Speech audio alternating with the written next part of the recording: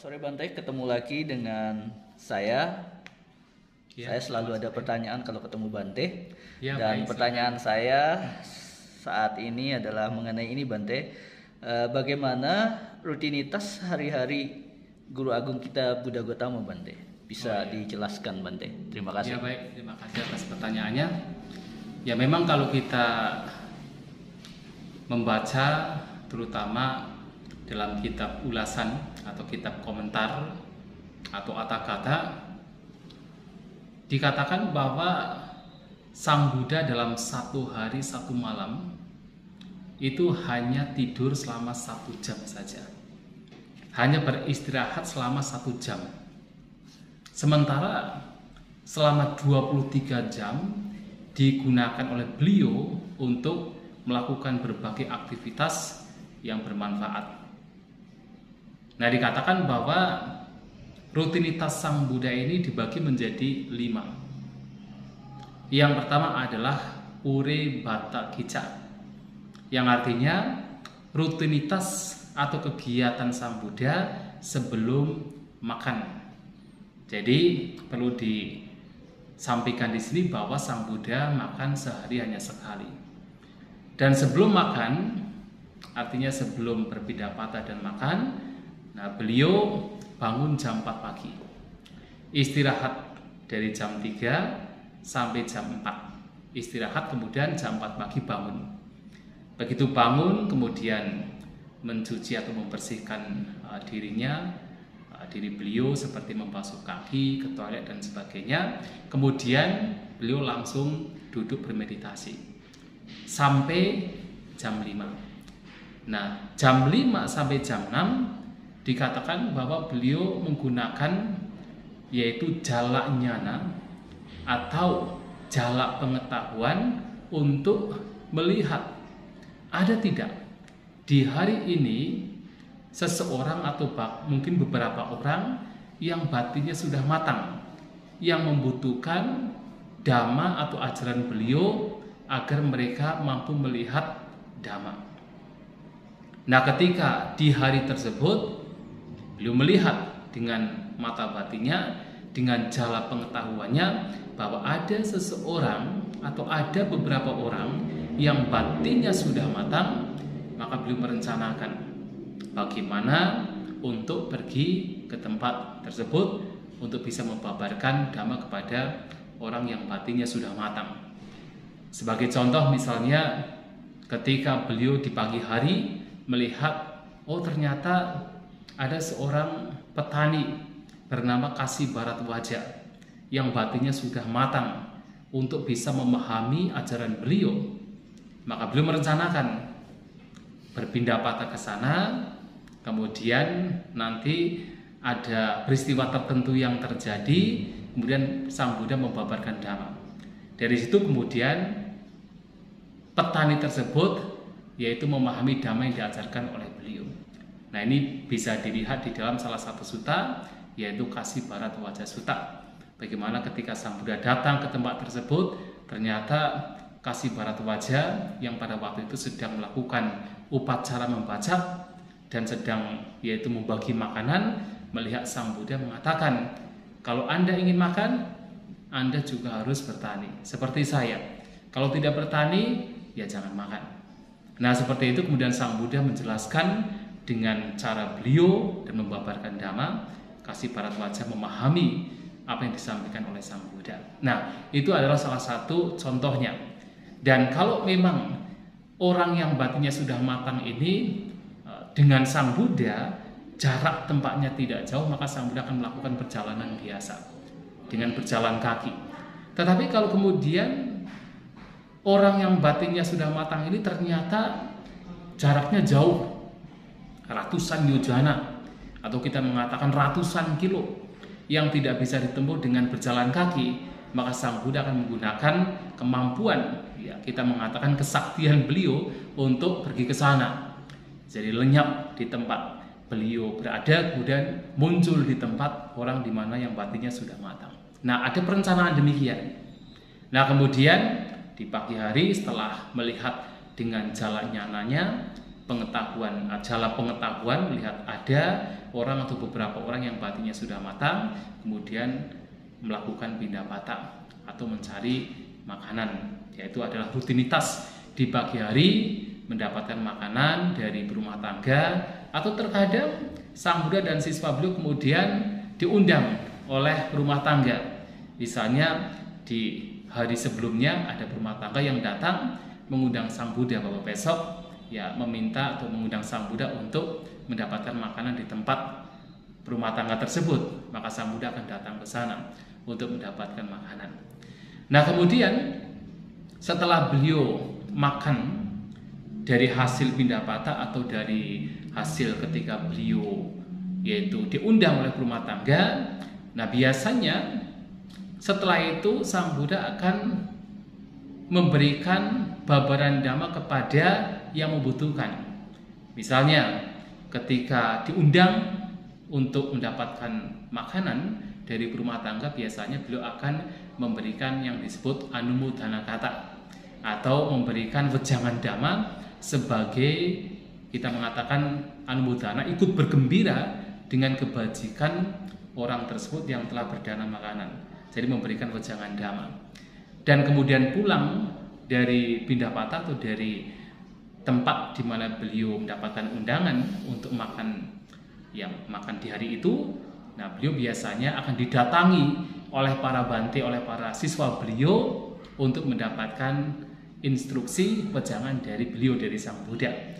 Atau terkadang banyak cerita di mana ketika beliau berada di Kutinya, kemudian ada beberapa siswa beliau yang berada di satu tempat namanya Upadana Sala sedang berbincang dhamma, sang Buddha mendengar dari Kutinya. Ya barangkali dengan kekuatan batinnya atau memang mendengar karena Kutinya tidak begitu jauh dari para biku yang sedang berdiskusi dhamma. Kemudian sang Buddha mendengar dan datang ke sana untuk memberikan penjelasan lebih lanjut tentang apa yang mereka sedang bahas. Nah, ini adalah apa yang dilakukan oleh sang Buddha, yaitu di sesi kedua. Jadi kalau di sesi pertama adalah puri batakica atau aktivitas sebelum, yaitu makan atau sebelum mendapatkan makanan di hari tersebut. Kemudian yang kedua adalah paca batakica, yaitu setelah makan. Nah, setelah beliau menyantap makanan dari hasil pindah patah atau dari hasil yaitu undangan makan dari rumah tangga, aktivitas beliau adalah memberikan wejangan dhamma kepada siapapun yang membutuhkan, terutama adalah kepada para biku, para siswa beliau. Dan setelah itu beliau akan kembali ke Kutinya atau barangkali terkadang beliau juga duduk di bawah pohon untuk bermeditasi, melakukan meditasi. Kemudian sekitar sore jam 6 itu adalah sesi yang ketiga yang disebut sebagai Purima Yamakica atau katakan aktivitas di jaga malam pertama. Jadi dalam Dhamma, dalam Buddhis, malam itu dibagi menjadi 3. Yang pertama adalah jaga malam pertama atau Purima Yama. Yang kedua adalah yaitu jaga malam kedua, Majjhima Yama. Yang ketiga adalah jaga malam ketiga atau Pachima Yama. Nah, aktivitas pada jaga malam pertama ini disebut Purima Yamakica.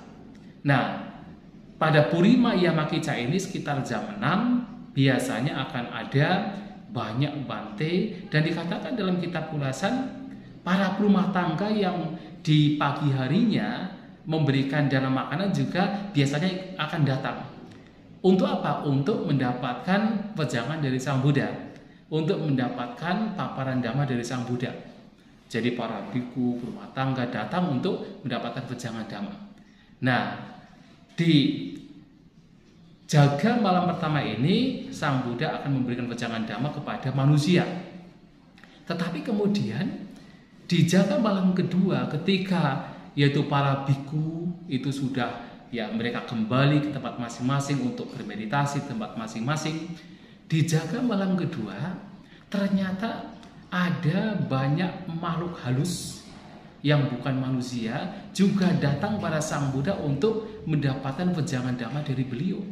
Nah, jaga malam kedua ini adalah aktivitas Yang keempat, yang keempat yaitu Majjhima Yamagicca. Nah, mereka biasanya adalah para dewa dan juga para brahmana. Para dewa dan juga para Brahma. Jadi makhluk-makhluk Brahma yang datang kepada Sang Buddha untuk mendapatkan wejangan dhamma dari beliau. Jadi kalau kita lihat seperti khutbah-khutbah Sang Buddha kepada para dewa, seperti yang umumnya umat Buddha tahu, yaitu misalnya Manggala Sutta, ya, khutbah tentang berkah yang diberikan oleh Sang Buddha kepada para dewa. Ya, walaupun di situ dikatakan yaitu hanya taruh dewata, hanya satu dewa, tetapi sebenarnya banyak dewa yang datang pada Sang Buddha untuk mendapatkan khutbah tentang Manggala Sutta. Dan juga seperti juga yang lainnya para Bawa Sutta, itu juga Sang Buddha membabarkan kepada para dewa. Dan kalau kita melihat di salah satu bagian Samyutta Nikaya, yaitu Dewata Wagga atau juga Dewata Samyutta, itu adalah khutbah Sang Buddha kepada para dewa yang mereka datang pada Sang Buddha di jaga malam kedua, sekitar jam 10 sampai jam 2. Mereka datang untuk mendapatkan wejangan dhamma dari Sang Buddha. Nah, sehingga dari jam 10 sampai jam 2 Sang Buddha masih sibuk untuk mengajarkan dhamma. Nah, kemudian jaga malam yang ketiga dari jam 2 sampai jam 6. Nah, dari jam 2 sampai jam 6 ini biasanya jam 2 sampai jam 3, bayangkan Sang Buddha sepanjang hari sudah beraktivitas dan tentu banyak duduknya. Karena apa? Membabarkan dhamma kepada para biku, pada perumah tangga, banyak duduknya. Maka jam 2 sampai jam 3 yang Sang Buddha lakukan adalah meditasi jalan. Cangkamana. Jadi selama 1 jam beliau cangkamana. Untuk apa tujuannya? Ya tidak hanya untuk membuat batin menjadi tenang, tetapi fisik juga menjadi tenang. Karena kalau kita dalam 1 hari duduk saja tanpa ada jalan, membuat fisik menjadi tidak nyaman. Maka untuk menetralisir atau katakan untuk menyeimbangkan tubuhnya, bahkan Sang Buddha sendiri jam 2 sampai jam 3 melakukan meditasi jalan. Nah, baru kemudian jam 3 sampai jam 4 beristirahat. Nah, dalam beristirahat di sini juga ingat, istirahatnya Sang Buddha atau Arahanta berbeda dari kita. Jadi kalau Sang Buddha itu walaupun beristirahat 1 jam itu sudah sangat cukup. Karena apa? Istirahatnya seorang Arahanta itu tidak memunculkan mimpi. Jadi tidak bermimpi ya. Jadi kalau Arahanta itu ketika beristirahat tidak ada mimpi sama sekali. Betul-betul total beristirahat. Batin dan fisik betul-betul beristirahat. Sehingga apa? Walaupun 1 jam sudah sangat fresh. Nah, kemudian yang seperti tadi saya sampaikan, jam 3 sampai jam 4 itu beristirahat. Dan sebelum beristirahat juga Sang Buddha pasti akan memunculkan yaitu perhatian bahwasanya perhatian berkaitan dengan kapan harus bangun. Jadi seperti misalnya kita ketika besok jam 4 pagi akan ada acara, maka ketika kita mau tidur jam 8, jam 9 kita berpikir besok jam 4 saya akan bangun. Nah, biasanya kalau ada pemikiran demikian maka sekitar jam 4 kita akan terbangun. Nah, demikian pula Sang Buddha juga demikian. Jadi setiap baru mau beristirahat, beliau juga akan yaitu memunculkan sebuah perhatian tentang kapan akan bangun. Dan jam 3 sampai jam 4 itu beristirahat. Nah, jam 4 sampai jam 5 seperti yang tadi saya sampaikan, beliau bermeditasi lagi. Jam 5 dan jam 6 beliau melihat dengan jalan pengetahuan siapa yang hari ini membutuhkan pertolongan, terutama siapa yang hari ini batinnya sudah matang.